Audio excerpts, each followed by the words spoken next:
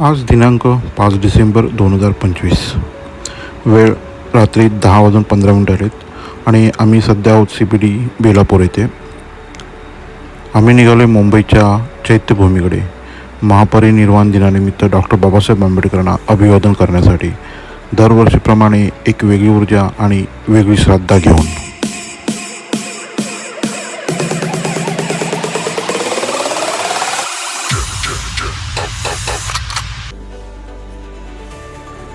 वेळ झाले आहे 10:55 आणि आम्ही वडाळा रोड स्टेशनला पोहोचलो. रात्र उशिराची असली तरी इथली धावपळ सुरूच आहे. इथून पुढचा प्रवास टॅक्सीने.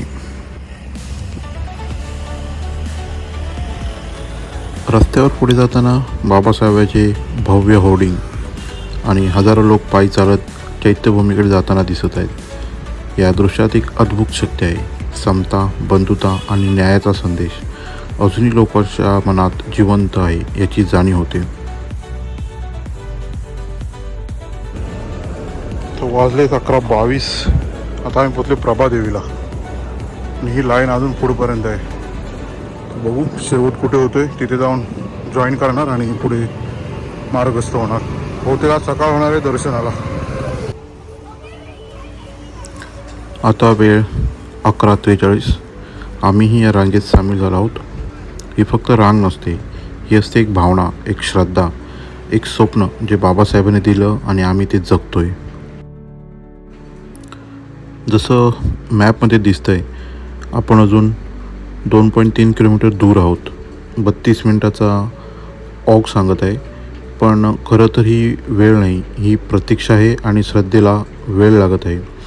खरे पाहता हा 32 मिनिटाचा अंतर आपल्याला कापण्यासाठी कदाचित 3-4 तास लागू शकतात.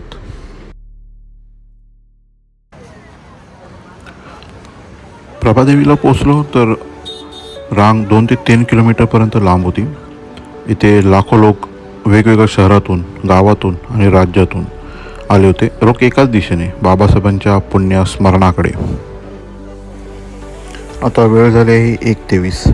तारीख बदलली, 6 डिसेंबर झाला, पण लोकांचा उत्साह अजून कमी झालेला नाही आहे. कधी विचार केला आहे का लोक इतक्या भावनेने किंवा इतक्या निष्ठेने इथे का येतात? कारण बाबासाहेबांनी आम्हाला दिली ओळख, दिला आत्मसन्मान, दिलं शिक्षणाचं शस्त्र आणि दिला संविधानाचा आधार. त्यांनी जगाला सांगितलं मानवी हक्क म्हणजे प्रत्येकाचा हक्क. वेळ झाले 3:32 आणि आता आम्ही आहोत सिद्धिविनायक मंदिराजवळ. अजूनही रांग तशीच आणि लोकांचा उत्साहही तसाच आहे. कितीही थांबावं लागलं तरी कोणाकडूनही थकवा नाही. महाराष्ट्रभरातून, भारताच्या कानाकोपऱ्यातून आणि अगदी देशाबाहेरूनही लोक इथे येतात. का? कारण बाबासाहेब फक्त एका समाजाचे नेते नव्हते, ते होते मानवतावादाचे महामानव. बाबासाहेबांनी विचारांनी लाखो लोकांचं आयुष्य बदललं आणि म्हणूनच चैत्यभूमी ही केवळ जागा नाही, ती आहे विचारांचा दरबार.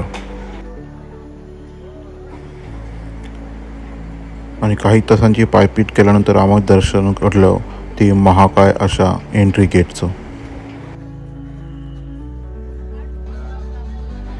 इथे येणाऱ्या व्यक्तींमध्ये समावेश असतो छोट्या बालकांचा, तरुणांचा आणि वयोवृद्धांचाही.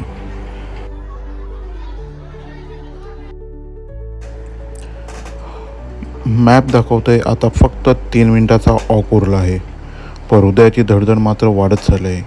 क्षणाक्षणाला जवळ येतोय तो पवित्र असा क्षण. आणि अखेर वेळ सकाळची 6:15. तासनतास प्रतीक्षा केल्यानंतर आम्ही चैत्यभूमीच्या आत पोहोचलो.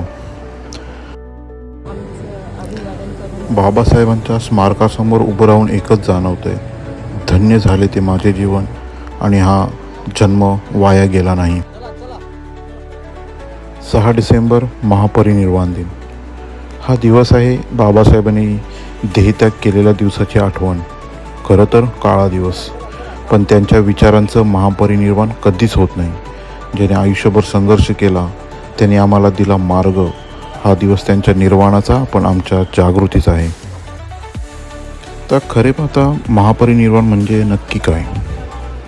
तर महापरिनिर्वाण हे बौद्ध धर्मातील एक महत्त्वाचे तत्त्व आणि ध्येय आहे. या शब्दाचा मूळ अर्थ आहे मृत्यूनंतर निर्वाण प्राप्त करणे. बौद्ध धर्मानुसार जो व्यक्ती निर्वाण प्राप्त करतो तो सांसारिक इच्छा आणि जीवनातील सर्व दुःखांपासून मुक्त होतो. महापरिनिर्वाण प्राप्त झाल्यानंतर ती व्यक्ती जीवनाच्या चक्रातून मुक्त होते. आता इतक्या लोकांमुळे जास्त वेळ थांबणं शक्य नव्हतं. आम्ही बाहेर पडत आहोत समुद्रकिनाऱ्याच्या मार्गाने.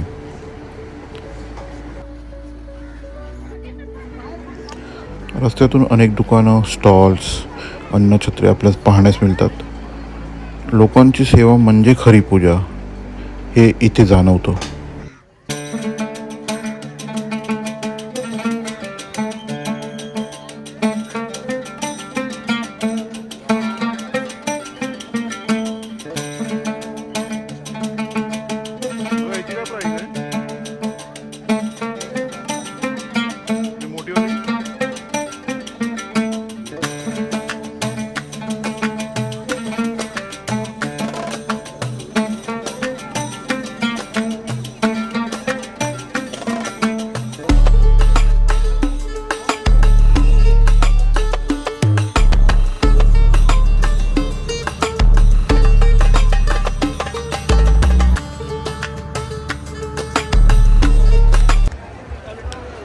आता आम्ही छत्रपती शिवाजी महाराज पार्कमध्ये आलो आहोत. इथे हजारो लोक झोपलेले, बसलेले आणि विश्रांती घेत आहेत. या सगळ्या वातावरणात एकच भावना आहे, समानता, एकता आणि बंधुता. लोकांसाठी केलेली व्यवस्था अप्रतिम आहे. झोपण्यासाठी जागा, जेवण्यासाठी स्टॉल आणि विचारांच्या सभेसाठी मोठे मोठे मंच. ही फक्त यात्रा किंवा जत्रा नाही, हे आहे लोकसागराचं दर्शन.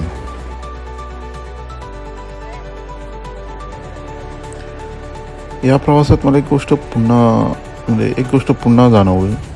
बाबासाहेब शरीराने गेले असतील पण ते दरवर्षी दरक्षणी आपल्यात आहेत, विचाराने, प्रेरणेने आणि आपल्या दिलेल्या पावलातून.